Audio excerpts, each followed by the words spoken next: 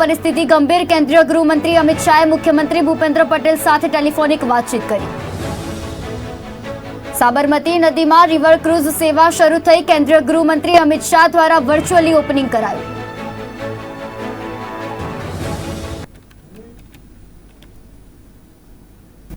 बात करिए आजना विगतवार समाचारनी। महाराष्ट्र में रविवारे एक मोटो राजकीय उलटफेर जोवा मळ्यो छे।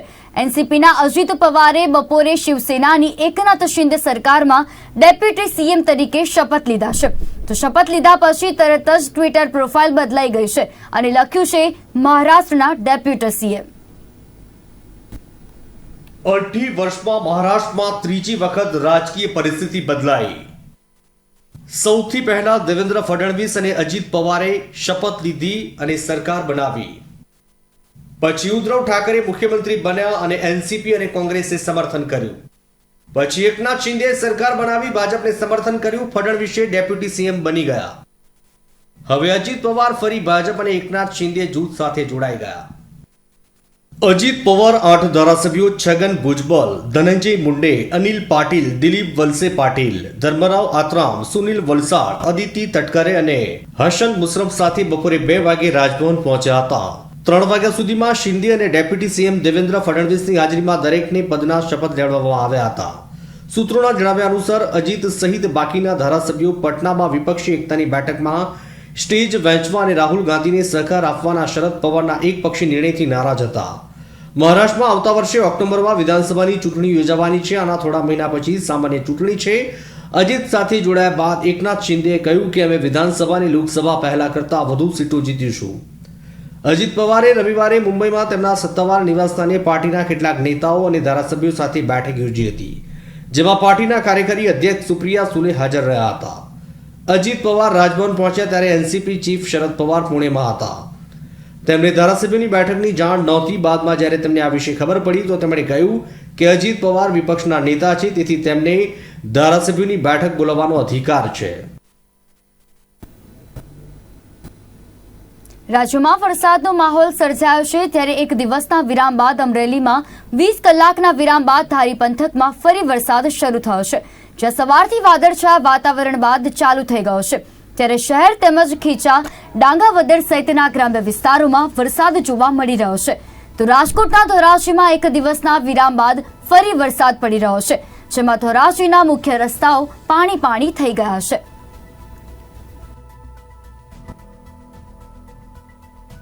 સરદાર સરોવર નર્મદા ડેમના ઉપરવાસમાંથી પાણીની આવકમાં વધારો થતા નર્મદા ડેમે તેની 121 મીટરની સપાટી વટાવી દીધી છે અને આજે 121.32 મીટરે પહોંચી છે।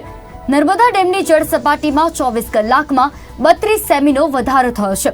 મધ્યપ્રદેશમાં ભારે વરસાદ થવાના પગલે ઇન્દિરા સાગર અને તવા ડેમના દરવાજા ખોલી દેવામાં આવ્યા છે।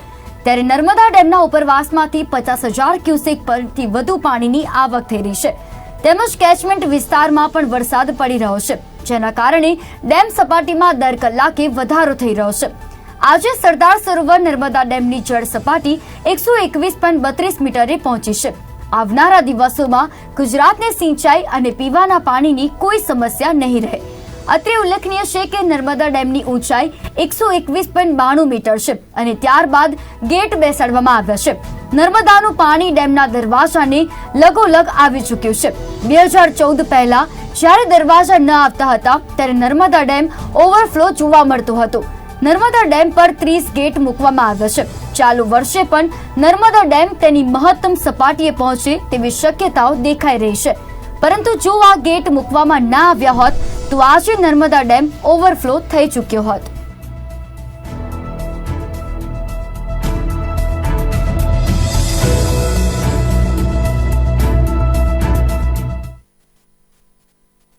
નર્મદા ડેમના ઉપરવાસમાંથી સતત પાણીની આવકને પગલે હાલ નર્મદા ડેમની સપાટી 121.32 મીટરે પહોંચી છે। તમે દ્રશ્યમાં જોઈ શકો છો કે નર્મદા ડેમનો આ કેચમેન્ટ વિસ્તાર છે। કહી શકાય કે હાલ કેચમેન્ટ વિસ્તારમાં તેમજ ઉપરવાસમાંથી જે પાણી આવી રહ્યું છે, જેને કારણે સપાટી ધીરે ધીરે વધી રહી છે। હાલ નર્મદા ડેમની સપાટી 121.32 મીટર એટલે કે કહી શકાય કે 2014માં જ્યારે નર્મદા ડેમના ગેટ નહોતા લાગ્યા ત્યારે નર્મદા ડેમની કુલ સપાટી હતી 121.92 મીટર, જે જે હાલ કહી શકાય કે જો આ ગેટ ના હોત તો હાલ નર્મદા ડેમ ઓવરફ્લો થવાને ફક્ત 40 મીટર દૂર હોત, 40 સેન્ટીમીટર દૂર હોત. ત્યારે હાલ તો નર્મદા ડેમના ગેટ લાગી ચૂક્યા છે અને ગેટ લાગ્યા બાદ સતત 3 વર્ષ નર્મદા ડેમ જે કહી શકાય તેની મહત્તમ સપાટી પણ સર કરી ચૂક્યો છે અને મહત્તમ સપાટી સર કરતા નર્મદા ડેમના ગેટ ખોલી વધારાનું પાણી નર્મદા નદીમાં છોડવામાં પણ આવી ગયું છે. ત્યારે હાલ કહી શકાય કે ચાલુ સાલ પણ નર્મદા ડેમ ધીરે ધીરે તેની મહત્તમ સપાટી સર કરવા તરફ આગળ વધી રહ્યો છે. હાલ નર્મદા ડેમમાં કહી શકાય કે ઉપરવાસમાંથી 50,000 ક્યુસેક પાણીની આવક થઈ રહી છે, જેની સામે નર્મદા ડેમમાંથી લગભગ 14,000 ક્યુસેક પાણી હાલ છોડવામાં આવી રહ્યું છે. CHPHના ટર્બાઇનો હાલ બંધ છે, પરંતુ RBPHના 2 ટર્બાઇનો સમયાંતરે ચાલુ અને બંધ કરી અને હાલ પાણી છોડવામાં આવી રહ્યું છે. આવનાર સમયમાં જો અવિરત વરસાદ વરસશે અને ઉપરવાસમાંથી પાણીની આવક થતી રહેશે તો ચોક્કસથી કહી શકાય કે નર્મદા ડેમ ચાલુ સાલ પણ તેની મહત્તમ સપાટી સર કરશે. હાલ તો જે નર્મદા ડેમની સપાટી છે કહી શકાય કે 2014ની સરખામણીએ હાલ કહી શકાય કે નર્મદા ડેમ ઓવરફ્લો થવાની ક્ષણીમાં છે. હાલ નર્મદા ડેમની જે સપાટી છે તે જોતા એવું લાગી રહ્યું છે કે ધીરે ધીરે જે તેના દરવાજા છે તે દરવાજાની ઉપર તેનું લેવલ જશે. આવનાર ટૂંક જ સમયમાં નર્મદા ડેમ તેની સપાટી સર કરશે એવું ચોક્કસથી હાલ કહી શકાય. રાજેન્દ્રસિંહ કઠવાડિયા, ગુજરાત ન્યૂઝ, નર્મદા.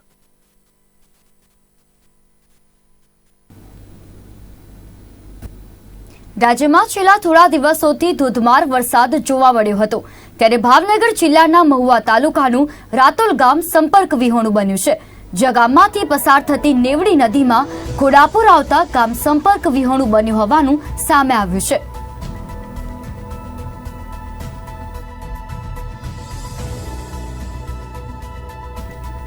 તો રાજ્યમાં છેલ્લા થોડા દિવસોથી ધોધમાર વરસાદ જોવા મળી રહ્યો છે, જેને કારણે ભાવનગર જિલ્લાના મહુવા તાલુકાનું રાતોલ ગામ સંપર્ક વિહોણું બન્યું છે. તો જ્યાં ગામમાંથી પસાર થતી નેવડી નદીમાં ઘોડાપુર આવતા ગામ સંપર્ક વિહોણું બન્યાના સમાચાર સામે આવ્યા છે.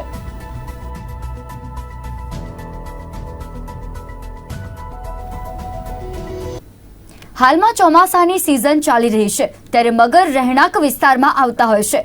ત્યારે પાદરા પ્રાણી જીવ રક્ષક સંસ્થાના કાર્યકરોએ માહિતી મળી હતી કે પાદરા તાલુકાના શિહોર ગામના ખેતરમાં મગર આવી ચડ્યો છે. જે માહિતી મળતા વન વિભાગની ટીમને સાથે રાખીને શિહોર ગામના ખેતરમાં રહેતા ખેડૂતના ઘર પાસેથી 8 ફૂટના મગરને પકડી પાડીને વન વિભાગને સોંપવામાં આવ્યો હતો. ત્યારે બીજી તરફ શિહોરના મદારપુરના રસ્તા પર 5 ફૂટનો મગર પણ દેખાતા તેને પણ રેસ્ક્યુ કરીને પકડી પાડવામાં આવ્યો હતો અને વન વિભાગને સોંપવામાં આવ્યો હતો.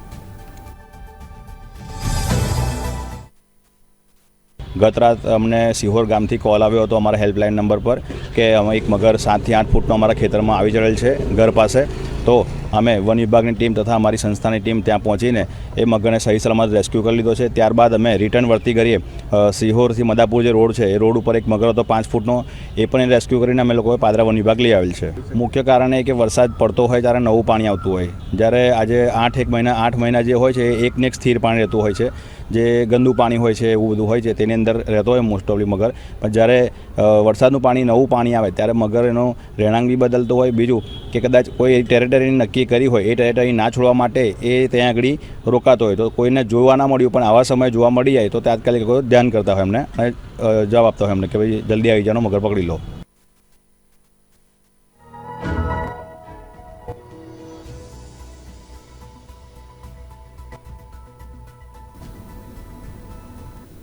અમદાવાદના રાજપથ ક્લબ પાછળ આવેલ પંડિત દીનદયાળ ઉપાધ્યાય ઓડિટોરિયમ ખાતે તુલી ચેન્ટ ગ્રુપ દ્વારા talent star 2023 dancing and singing કોમ્પિટિશનના ગ્રાન્ડ ફિનાલેનું આયોજન કરવામાં આવ્યું હતું, જેમાં રાજ્યના વિવિધ જિલ્લામાંથી ડાન્સ તેમજ સંગીત ક્ષેત્ર સાથે જોડાયેલા નાના બાળકોથી લઈ વડીલો સુધીના લોકોએ ભાગ લીધો હતો. આ કાર્યક્રમમાં નાનામાં નાના 6 વર્ષના બાળકે ડાન્સિંગ કોમ્પિટિશનમાં ભાગ લીધો હતો, જ્યારે 60 વર્ષની ઉંમરના વડીલ દ્વારા પણ ડાન્સ પરફોર્મ કરાયું હતું. કલાને ઉંમર સાથે કોઈ જ નાતું હોતું નથી તેવું પણ ત્યાં જોવા મળ્યું હતું. કાર્યક્રમમાં 4 જેટલા જજો દ્વારા પ્રથમ 3 ક્રમના વિજેતાઓની પસંદગી કરવામાં આવી હતી અને તેમને યોગ્ય ભેટ આપી સન્માનિત કરવામાં આવ્યા હતા.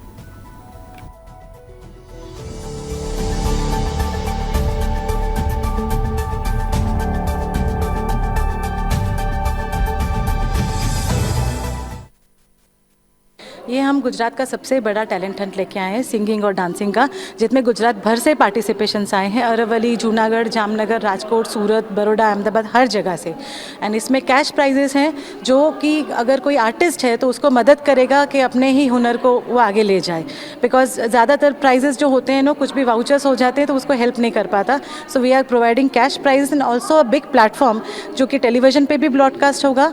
एंड आप देखेंगे तो गुजरात का लोकल कोई इस तरह का चैनल या प्लेटफॉर्म नहीं है जहाँ पे इस तरह टैलेंट हंट होते हैं। लोग जाते हैं अलग अलग सिटीज़ में इसके लिए, बट हम गुजरात में ही आपके लिए, हम सब के लिए ऐसा एक शो लेके आए। ये फर्स्ट सीज़न है, आने वाले सालों में भी सीजन्स चालू रहेंगे। Thank you. આમાં આખા ગુજરાતમાંથી આશરે 2000થી ઉપર લોકો જોડાયા છે અને બધું સોર્ટિંગ કરતાં એમાં પછી ફર્સ્ટ અમારે ઓનલાઈન હતું, સેકન્ડ અમારે ઓફલાઈન અમારી એકેડેમી ઉપર હતું, પછી સેમિફાઇનલ હતું। સેમિફાઇનલમાં 28 લોકોને અમે જે સિલેક્ટ કરીને લાવ્યા છીએ। એની અંદર સૌથી મોટી વાત તો એ છે કે સૌથી નાની વયની વાત કરું, ઉંમરની વાત કરું તો એક 6 વર્ષની બાળકીએ ભાગ લીધું છે અને એનું પરફોર્મ જોઈને એવું લાગે છે કે આપણા ભારત અને આપણા ગુજરાતમાં ટેલેન્ટ શું છે એ જોવા જેવું છે। અને મોટી ઉંમરની વાત કરું તો અમારી જોડે 74 વર્ષના અમારા સાથીએ ભાગ લીધો હતો, પણ કંઈક કારણસર એ ફાઇનલમાં ના આવી શક્યા। પણ એક ગર્વની વાત એ છે કે એક પ્રિન્સિપલ લેડી ટીચર તરીકે એક બરોડાથી આવ્યા છે જેમની ઉંમર 59 છે, 59.5, એટલે 6 મહિના પછી એ 60 વર્ષના થઈ જવાના છે। એ પણ આપણા કોમ્પિટિશનમાં ભાગ લઈ રહ્યા છે। તો મને એવું લાગે છે કે આજે ગુજરાતમાં જ્યારે ફર્સ્ટ ટાઈમ આ તુલીચંદ મ્યુઝિક એન્ડ ડાન્સ એકેડેમી તરફથી આ એક આયોજન કરવામાં આવ્યું છે તો ખરેખર આ ગુજરાતનું ટેલેન્ટ આજે બહાર લાવવા માટે અમારું આ પહેલું સિઝન છે। આ જ રીતે અમે દર વર્ષ કરીશું અને આશા રાખીએ છીએ કે અમારા પ્લેટફોર્મથી જે પણ બાળક આજે અહીંયાથી ફર્સ્ટ, સેકન્ડ, થર્ડ આવે, આવનારા સમયની અંદર એને ગુજરાતમાંથી અને દેશમાં એનું નામ વિખ્યાત થાય અને એ મોટામાં મોટો કલાકાર થાય, એક ગુજરાતનો એક સાચો પ્રેમી, ગુજરાતની ધરતીનો એક સારો સપૂત બનીને આખા દેશને પરફોર્મ કરે, એ જ આશા સાથે અમે આજે આ કાર્યક્રમ રાખ્યા છીએ। 3 to 4 મંથ્સથી હું પ્રેક્ટિસ કરતી હતી અને પછી મને ખબર પડી કે ભાઈ તુલી ચેન્ટ્સ આવી એક ઇવેન્ટ લાવી રહ્યું છે સિંગિંગ અને ડાન્સ કોમ્પિટિશન કે જેમાં મને પાર્ટ લેવાથી કે મારું કરિયર આગળ વધશે એનાથી। એટલે મેં આમાં પછી રજિસ્ટ્રેશન કર્યું અને સેમિફાઇનલમાં હું સિલેક્ટ થઈ ગઈ ને અત્યારે ફાઇનલમાં આવી ગઈ છું હું। ઘરવાળાનો બહુ જ સપોર્ટ રહ્યો અને ખરેખર આ તુલી મેમના કારણે જ આ બધું શક્ય બન્યું છે। એમણે આ ઇવેન્ટ રાખી એટલે અમને બહુ આનંદ થયો કે ભાઈ અમુક એવા સ્ટુડન્ટ્સ છે કે જેમને પ્લેટફોર્મ નથી મળતું તો એના માટે આ પ્લેટફોર્મ રાખવામાં આવ્યું છે।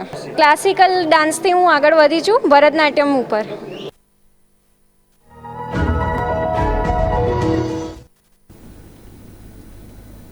સાબરમતી રિવરફ્રન્ટ પર રિવર ક્રૂઝનું આજે કેન્દ્રીય ગૃહમંત્રી અમિત શાહ દ્વારા વર્ચ્યુઅલ ઉદ્ઘાટન કરવામાં આવ્યું છે, જેમાં Sabarmati riverfront development project limited દ્વારા PPP ધોરણે રિવર ક્રૂઝ શરૂ કરવાનો નિર્ણય લેવામાં આવ્યો હતો। ત્યારે આજે સાબરમતી રિવરફ્રન્ટના અટલ ફૂટ ઓવરબ્રિજ પાસેથી રિવર ક્રૂઝની શરૂઆત કરવામાં આવી છે।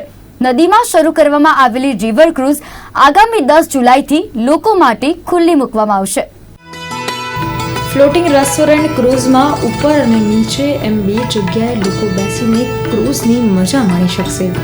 રેસ્ટોરન્ટ ક્રૂઝની નીચેનો ભાગ આખો કાચથી કવર કરેલો છે, જ્યારે ક્રૂઝની પાછળના ભાગમાં કિચન બનાવવામાં આવ્યું છે। રેસ્ટોરન્ટ ક્રૂઝમાં બેસી બંને તરફ સાબરમતી નદીનો નજારો જોતા ફૂડની મજા માણી શકાય તે રીતે ટેબલ ગોઠવવામાં આવ્યો છે। તો ઉપરના ભાગે પણ લોકો ફૂડની મજા માણી શકે તેના માટેની વ્યવસ્થા કરવામાં આવી છે। આ રિવરફ્રન્ટની અંદર આજે એક નવી વાત જોડાવા જઈ રહી છે, અક્ષર રિવર ક્રૂઝ। આ લક્ઝરી રિવર ક્રૂઝ એ અમદાવાદ શહેરના સૌ નાગરિકો માટે એક નવલું નજરાણું બનવાનું છે। Ahmedabad municipal corporation, Sabarmati riverfront અને અક્ષર કોર્પોરેશન એ ત્રણેય ભેગા થઈ મેક ઇન ઇન્ડિયા ક્રૂઝ લગભગ 15 કરોડની લાગતથી બનાવી ભારતમાં જ તૈયાર થયેલી આ પહેલી પેસેન્જર કેટામરીન છે અને એની અંદર 2 એન્જિન સાથે સુરક્ષિત રીતે 1.5 કલાકની ડ્રાઈવ થાય એ પ્રકારની આ 30 મીટર લાંબી ક્રૂઝ અમદાવાદ સૌ નાગરિકો માટે અને અમદાવાદ આવતા દેશભરના યાત્રિકો માટે એક પ્રકારથી ટુરિઝમને વધારવાવાળું બહુ મોટું એક કારણ બનવાની છે. 165 લોકોની ક્ષમતાવાળી 1.5 કલાક અને રેસ્ટોરન્ટ સાથેની આ યાત્રા અમદાવાદીઓ જરૂર માણશે અને એનો આનંદ પણ ઉઠાવશે. રોજ લાઈવ મ્યુઝિક અને સ્વાદિષ્ટ વેજીટેરિયન અને જૈન ફૂડનો આનંદ એ અમદાવાદીઓને મારે વધારે કહેવાની જરૂર નથી. મિત્રો, એકદમ 180 લાઈફ સેફ્ટી જેકેટ સાથે, ફાયરની સ્પ્રિંકલર સિસ્ટમ સાથે અને ઇમરજન્સી રેસ્ક્યુ બોટ સાથે આ ક્રૂઝની ડિઝાઇન નાગરિકોની સુરક્ષાનું સંપૂર્ણ ધ્યાન રાખીને કરવામાં આવી છે. સૌને ખૂબ ખૂબ અભિનંદન અને શુભકામનાઓ. આ એક નવી શરૂઆત અમદાવાદ મ્યુનિસિપલ કોર્પોરેશને કરી છે. એ દેશભરના ટુરિસ્ટોને આપણા ત્યાં આકર્ષવા માટેનું બહુ મોટું કારણ બનવાની છે. સૌને અભિનંદન. સાબરમતી રિવરફ્રન્ટ ડેવલપમેન્ટ લિમિટેડ દ્વારા શરૂ કરાયેલા પ્રોજેક્ટના લીધે નદીમાં મનોરંજન માટેનું આ શ્રેષ્ઠ સ્થાન બની રહેશે. તો ₹10 કરોડથી પણ વધારેના ખર્ચે આ ફ્લોટિંગ રેસ્ટોરન્ટ ક્રૂઝ તૈયાર કરવામાં આવી છે. નદીના ઉપયોગ બદલ અક્ષર ટ્રાવેલ્સ દ્વારા વાર્ષિક ₹45 લાખની લાયસન્સ ફી પણ સાબરમતી રિવરફ્રન્ટ તંત્રને ચૂકવવામાં આવશે. ગત ફેબ્રુઆરી મહિનામાં વલસાડના ઉમરગામથી આ ક્રૂઝને સાબરમતી રિવરફ્રન્ટ પર લાવવામાં આવી હતી. ત્યારે 3 મહિના સુધી રેસ્ટોરન્ટ ક્રૂઝને બનાવવા માટેની કામગીરી કરવામાં આવી હતી, જેને પાણીમાં ઉતારી અને બનાવવામાં આવી હતી. આ ક્રૂઝ બની ગયા બાદ તેને સાબરમતી નદીમાં ચલાવી ટેસ્ટિંગ કરવામાં આવ્યું હતું.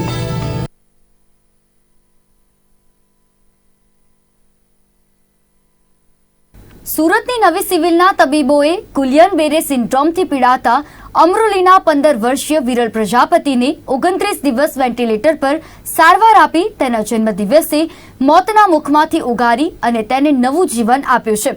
આ ઘટનાને વર્ણવતા પિતાએ કહ્યું હતું કે 1 મહિના પહેલા મારો પુત્ર વિરલ સ્કૂલે જવા માટે ઊંઘમાંથી તો જાગ્યો, પણ પથારીમાંથી ઉઠી ન શક્યો.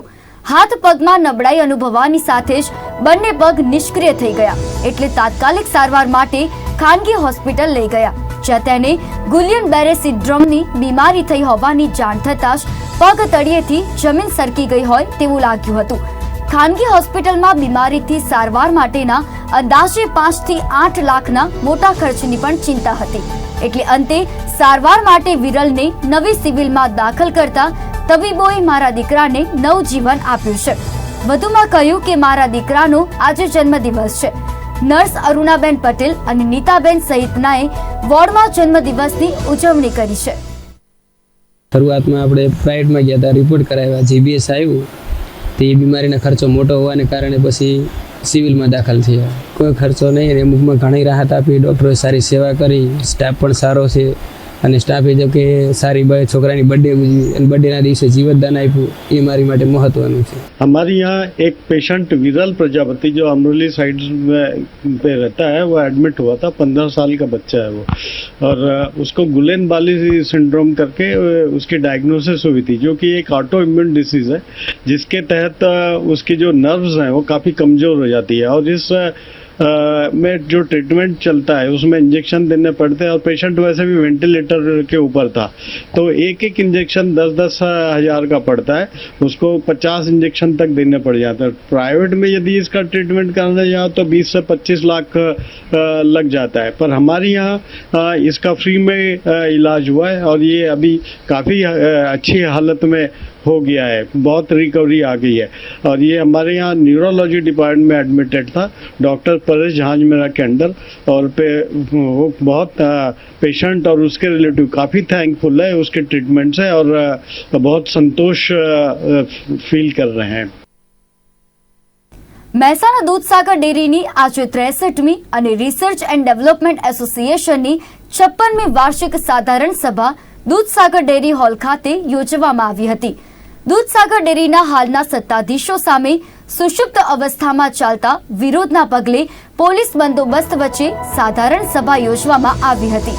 દૂધસાગર ડેરીની 63મી સાધારણ સભામાં પશુપાલકોના હિતમાં અનેક નિર્ણય લેવામાં આવ્યા, જેમાં પશુપાલકો કિલો દૂધ ફેટ ભાવમાં ₹10નો વધારો કરી કિલો દૂધ ફેટનો ભાવ ₹810 કિલો કરવામાં આવ્યો છે.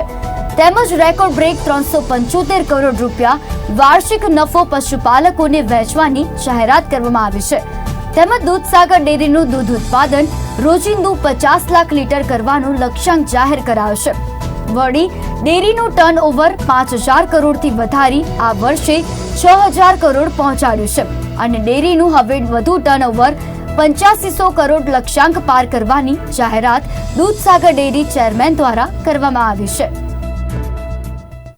દૂધસાગર ડેરીની આજે 63મી વાર્ષિક સાધારણ સભા મળી હતી.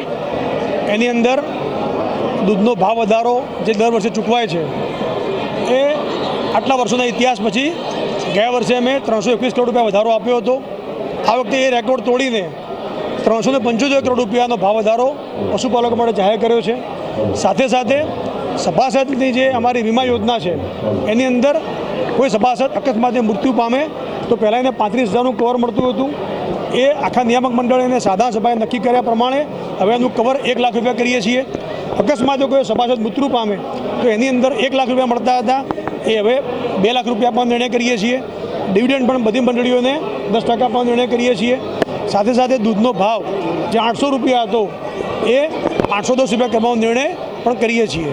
એટલે આ પ્રમાણે બધા જ જે નિર્ણયો થયા છે એના કારણે પશુપાલકો ખૂબ ખુશ છે અને પશુપાલકો એના ઉપર કારણ કે પશુપાલન પર જીવન ગુજારતા હોય તો એની આર્થિક તાકાત વધે એના માટે દૂધસાગર ડેરી કામ કરી રહી છે. કેટલાક લોકો ડઘાઈ ગયા છે વહીવટથી અને એ આ સારા વહીવટને સહન નથી કરી શકતા.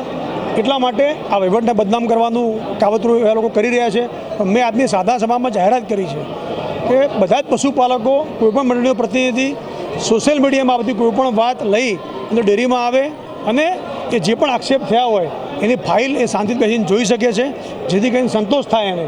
એટલા માટે સામેથી મેં આજે કહ્યું છે કે જે પણ પશુપાલકને કે મંડળીના પ્રતિનિધિને આ સોશિયલ મીડિયા બાબતે કંઈ પણ કન્ફ્યુઝન હોય તો એ જાતે આવી અને ડેરીમાં આવી અને જે પણ આક્ષેપ થયો હોય એને અમે એના પર પૂરવા કરવા માટે તૈયાર છીએ. દૂધસાગર ડેરીમાં સંપૂર્ણ પારદર્શક રીતે વહીવટ ચાલી રહ્યો છે અને એટલા જ કારણે આ ડેરી જે તમને ખબર છે બધાને કે 100-125 કરોડથી વધુ નફો આપી શકતી નહોતી એ ડેરી આજે 300 કરોડ 375 કરોડ નફો વહેતી હોય, આટલો ભાવ પણ દૂધનો સારો આપતી હોય તો એ બતાવે છે કે વહીવટ સુદૃઢ રીતે અને સારી રીતે ચાલી રહ્યો છે. હવામાન વિભાગની આગાહીના પગલે રાજ્યમાં ભારે વરસાદ વચ્ચે સરહદી કચ્છ જિલ્લાના અંજાર તાલુકામાં ધોધમાર વરસાદ વરસ્યો છે. ત્યારે ભારે વરસાદ બાદ અંજારના શહેરી તેમજ ગ્રામ્ય વિસ્તારમાં તારાજી સર્જાઈ છે. હવામાન વિભાગ દ્વારા રાજ્યભરમાં ભારે વરસાદની આગાહી કરવામાં આવી છે. ત્યારે સરહદી કચ્છ જિલ્લાના અંજાર તેમજ ગાંધીધામ તાલુકામાં ધોધમાર વરસાદ નોંધાયો છે. વરસાદ બાદ અંજાર તાલુકાના ગ્રામ્ય વિસ્તારોમાં નુકસાનનું તાગ મેળવવા અંગે નિર્માણ ન્યૂઝના ગ્રાઉન્ડ ઝીરો રિપોર્ટમાં તારાજીના વધુ અનેક દ્રશ્યો કેદ થયા છે. આમ જોવા જઈએ તો મોટે પાયે નુકસાન છે ગ્રામ્ય વિસ્તારમાં. એક તો કે જે સતાપર ડેમ ઓવરફ્લો થવાથી જો કહી શકાય તો ખેતીને તો મોટે પાયે નુકસાન છે. તેમ ખારા પસવારિયા ગામ જે ગામમાં પણ ખૂબ પાણી ઘૂસ્યો હતો. પ્લસ જે અમારી જમીન જે ખેતી માટે તૈયાર કરીને રાખેલી હતી અથવા તો જે લોકોએ આગેતર વાવેતર જે કર્યું હતું જેમાં કપાસ છે, પછી મગફળી છે, પછી તલી છે, આવા પાકો જે હજી ઉગતાની સાથે જે કહેવાય કે જમીનથી હજી બહાર નીકળ્યા હતા એનો મોટે પાયે ધોવાણ કર્યો છે. જેમાં પાણી ફર્યું હતા એ પાકમાં નુકસાન આવ્યું છે. પ્લસ જે જમીનની ફળદ્રુપતા છે એ આ પાણી વહેતો પાણી તાણી ગયો છે. એટલે મોટે પાયે નુકસાન જોવા જઈએ તો સત્તાપર, મીઠા પસવારિયા, લાખાપર આમાં ખાસ કરીને જે કહેવાય કે જમીનની જે ધોવાણ છે એ મોટા પ્રમાણમાં થયો છે. જે ફળદ્રુપ જમીન છે ઉપરની એ પાણી વહેતો તાણી ગયો છે. સતાપર તેમજ લાખાપર ગામમાં ભારે વરસાદ બાદ ગામમાં આવેલા વાડી વિસ્તારોમાં વ્યાપક નુકસાનના ભયાવહ દ્રશ્યો જોવા મળ્યા હતા. ગત 2 દિવસથી અંદાજિત 20 થી 23 ઇંચ વરસાદ પડતા સતાપર ગામના ખેતરોમાં જ્યાં જુઓ ત્યાં પાણી જ પાણી ભરાયેલ જોવા મળ્યા હતા. ખેતરોમાં ભરાયેલા વરસાદી પાણીના તળાવ જેવા દ્રશ્યો સામે આવ્યા હતા. ભારે વરસાદ બાદ વાડીઓમાં ભરાયેલા વરસાદી પાણીના વહેણની સાથે ખેતરની ફળદ્રુપતા તણાઈ ચૂકી છે. પર ને લાખા પર ભારે વરસાદમાં વધુ આ જમીનને અમારી બહુ જ નુકસાન છે. આશરે જોવા જઈએ તો સત્તાપર ને લાખા પર વચ્ચે 10-12 હજાર એકડમાં માટીનું ધોવાણ ખૂબ જ થયેલ છે અને ખૂબ જ નુકસાન છે. વધુમાં જોવા જોઈએ તો માથેથી શું તરાવો ઓર કરેલા હતા, પહેલાં ભરાઈ ગયા હતા અને હવે જે વધુ પૂરતાથી જે પાણી આવ્યું છે એનાથી બહુ જ જમીનનું ધોવાણ થયું છે. અને અંદાજે અત્યારે જોવા જઈએ તો અહીંયા 20 થી 25 ઇંચ વરસાદ ભેગો પડ્યો છે. એટલે વધુમાં નુકસાન એકદમ જમીનનું ઘણું જ છે. અંદાજિત 10,000 એકર જમીનમાં વ્યાપક નુકસાન થવા પામ્યું છે. ત્યારે મુશળધાર વરસાદથી ભરાયેલા પાણીને ઓસરતા હજુ 1 મહિના જેટલો સમય લાગી શકે છે. ત્યારે હજુ તો વરસાદની સિઝનની શરૂઆત થઈ છે, ત્યારે આવી પરિસ્થિતિ છે તો આગળ શું થશે તે જોવું રહ્યું.